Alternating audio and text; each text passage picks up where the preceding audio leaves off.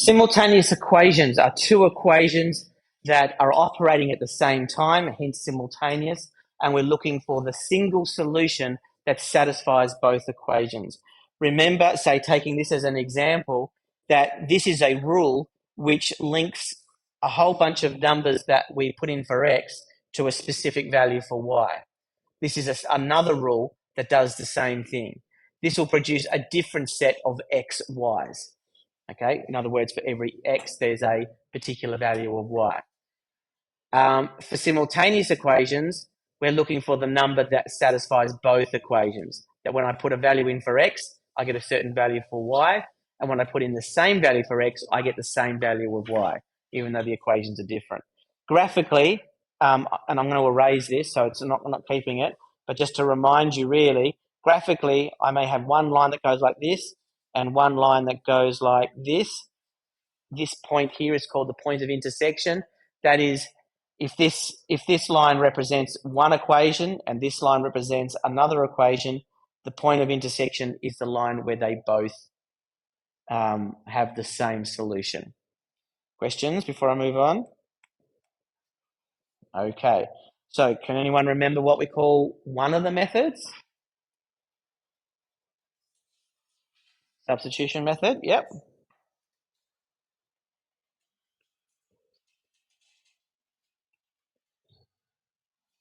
What's the other one?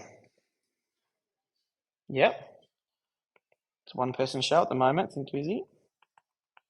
So the two methods are substitution and elimination. I'm going to really quickly go through two examples of that, and then we're going to look at a worked example from the textbook as well, because I'm not going to just give you too much practice time on this. So you use substitution method when you can very easily replace the variable in one of the equations with an expression from the other equation. In this case, I have y is equal to 2x plus 1. Now, the equal sign in mathematics means the same as. It means that y is the same as 2x plus 1. So if both of these equations, if we're looking for the value of x and y where both of these equations would give us the same result, then I can replace the y with the 2x plus 1. That idea of replacement is called substitution in mathematics.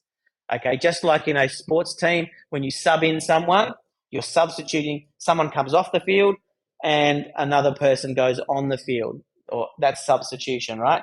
So the y is going to come off the field here in equation 2, and it's going to be replaced with 2x plus 1, the equivalent expression. Okay, so that's the substitution method. It might not be as simple as y equals 2x plus 1. It might be 2x plus 1 minus y equals 0, or something like that, or 2x minus y, so y minus 2x equals 1. But it's a really easy thing to get it into the format of y equals 2x plus 1, so you go with it there. Normally speaking, I would label my equations, and then I can talk about them in my solution. So I can go sub y equals 2x plus 1 into 2. And I think we're clear what that means. Again, I try to keep the writing as minimal as possible for students because I'd rather have minimal communication happening than no communication at all. Personally, I'd actually write more than this, but anyway. So I replace it. So I get 2x plus 5 multiplied by 2x plus 1. So I've got to put brackets in there because it's a complicated, well, it's not a simple expression. It's not a one-term expression, equals 41.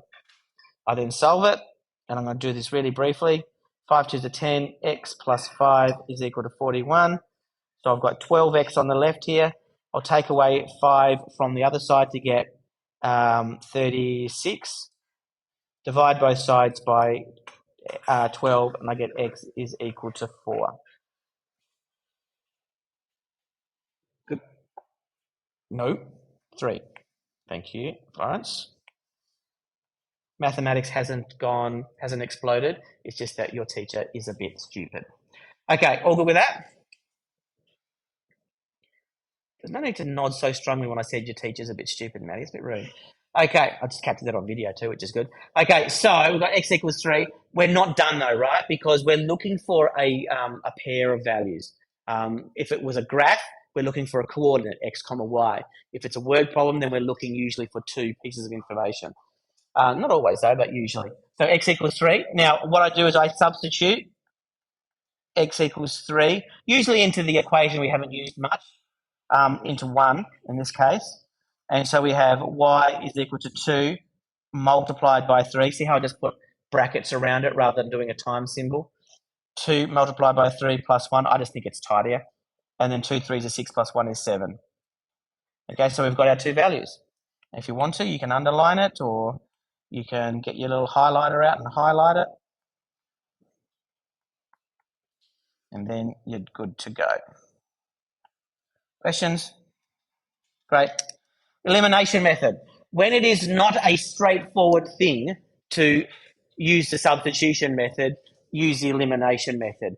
And what I've come to terms with emotionally is that students seem to be more comfortable with the elimination method, even though the substitution method is more useful. So if the only thing you do is elimination method, that's fine. You know, you'll be okay. However, if you can get your handle on both methods, it will be more efficient to use substitution method when it's straightforward to do so. The second example there is not straightforward to do so. I can't easily make x the subject of the equation on either of those, equation 1 or equation 2, nor can I make y the subject. I can, but I'm left with fractions, and I don't like to do fractions, okay? So what I do is I take one of the equations, or in this case I'm going to be taking both actually, and I want to find an equivalent equation by multiplying the equation through by a number. So it doesn't matter which one. I'm going to pick x because it's on the left there, that's all. So when I look at my two x terms, I've got 2x on the top. No, you know what? For a good reason I'll mention in a second, I'm going to use the y terms actually. So if so it's kind of like finding a common denominator. If I've got 3 and 2 here, the common, inverted commas, common denominator, or the lowest common factor, if you like. Try that again. The least common multiple of 3 and 2 is 6, right? That's the smallest number that 3 and 2 will go into. So what I'm going to do is I'm going to go 1 multiplied by 2 and 2 multiplied by 3. That gives me two new equations. When I multiply everything in 1 by 2, I'll get 4x plus 6y is equal to 26. And when I multiply 2 by 3, I'm going to get 9x minus 6y is equal to 0. We good with that? As you can see, our two new equations, which I'm just going to label 3 and 4, have the same coefficients here, 6y and 6y. Okay, that's what we're doing. If it already is in that format, of course, you don't have to find new equations. It's only if none of the coefficients agree. So I've deliberately gone for the most, complicated one where I have to get two brand new equations. Sometimes you only have to find one new equation. Sometimes you don't have to find any new equations because there are coefficients that agree already. But again, this is just revision, so I'm just trying to go straight to the more trickier one as a reminder of what to do. Then you need to make a decision once they do agree like that. You need to make a decision whether to add them or to subtract them. If the coefficients have the same sign in front of them, then you would subtract. So if this was a plus, then you would subtract the two equations. If this was a minus, then you would subtract the two equations. So subtract if they're the same. If they're different, then you will add them. Because what you're trying to do is you are trying to eliminate, that's why it's called the elimination method, eliminate one of those coefficients.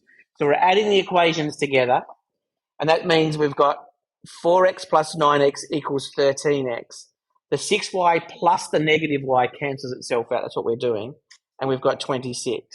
Note how I've got my setting out. I've got my terms underneath each other. And then when it came to adding or subtracting the whole equation, I put brackets around the equation and put an add there. I find it really important to do that, particularly if it's a minus, a subtraction, because if you don't set it out neatly, it's so easy, even for a really clever mathematician, it is so easy just to make silly errors like subtracting a negative, but you've actually not, and you're not adding them and stuff like that. So I really do encourage this exact setting out like I've got here. Okay, so at some point, you'll want to have the two equations that you want to add or subtract underneath each other, if that kind of makes it one under the other, and then the expressions like I've got here. So that gives me, I think I can just go straight to x equals 2, can't I? Divide both sides by 13. Notice how I've got everything set out underneath the bar as well. So I've got 13x blank equals 26. I'm not trying to be too smart. I'm just keeping my columns in order like a column addition. Okay, so again, not the end of the story. We need to go back and fix that. So we choose one of our equations. Always choose one of the OG equations. So sub x equals 2 in whichever one looks easier. Well, they both look about as hard. I think equation 2 looks a little bit easier because it's got a 0 in it. So sub x equals 2 into equation 2. That would be 3 multiplied by 2 minus 2y is equal to 0. Add 2y to both sides. So I've got 6 is equal to 2y. And then I'm going to flip it as well. I've got y is equal to 3. And so my answer is x equals 2 and y is equal to 3. In a test, if you've got time, which is rare, if you've got time, you can substitute the 2 points you just found into the other equation, and it should also, the other equation, and it should also satisfy that equation. Satisfy means if I substitute the numbers in, the left-hand side should be 13. Okay? If you've got time, do that. That's like gold. That's like basically having answers in a test because you're confirming that you got the numbers right. Okay, it's 9:22. We're running a little bit behind.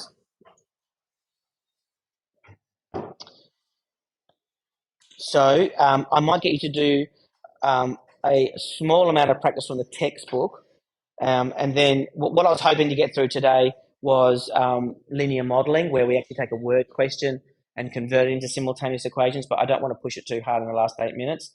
So I'm just going to find some textbook work for you to do, which is just, here's a pair of equations, solve them, and then we'll start next lesson by looking at the linear modelling. So I'll stop the video here and we'll go from there.